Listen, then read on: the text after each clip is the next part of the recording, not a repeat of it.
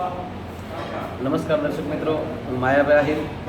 હમણાં ટૂંક સમય પહેલાં મારો કીર્તિભાઈ અને બેન ફરીદાબેનનો ખરાબ ગામના આંગણે પ્રોગ્રામ હતો, એક ગાયોના ગૌશાળાના લાભાર્થી. અને એ કાર્યક્રમ પછી એક એવી એક અફવા ચાલી રહી છે કે માયાભાઈ આહિર અને આ કલાકાર મિત્રો જો આ ગાયને રાષ્ટ્રમાતા બનાવવામાં નહીં આવે તો 1 મહિનાની અંદર એ નહીં બનાવવામાં આવે તો એ ગાવાનું બંધ કરશે. આવું કોઈ વસ્તુ પ્રોગ્રામમાં બોલાણી નથી અને આવી ખોટી અફવા એક ફેલાઈ રહી છે, એનું ખાસ ધ્યાન આપજો.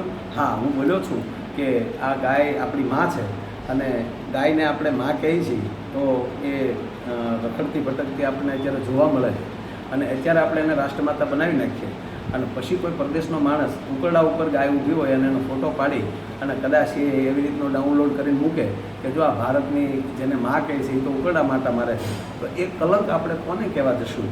તો એ કલંક ન લાગે એ માટે રાષ્ટ્રમાતા બને એ પહેલાં આ દેશની તમામ ગાયો ખીલે બંધાઈ જવી જોઈએ, ગામો ગામ ગૌશાળાઓ થવી જોઈએ અને એ ગૌશાળાઓ થશે તો ગાયો રખડતી ભટકતી બંધ થઈ જશે, જેને આપણે માં કહીએ છીએ.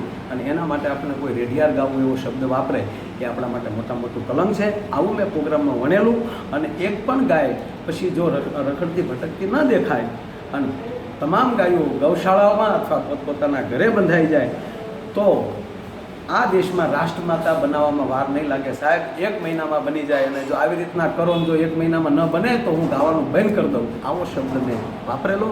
એટલે એવો કોઈ પ્રતિજ્ઞા નથી લેવાની કે કોઈ એવો ખોટો અર્થ કરીને, અર્થનો અનર્થ કરીને અને એ આવો ઉપદેશ કોઈ ના આપે, આવા કોઈ મેસેજ ખોટા ના આપે. અને આ ધ્યાન આપશો.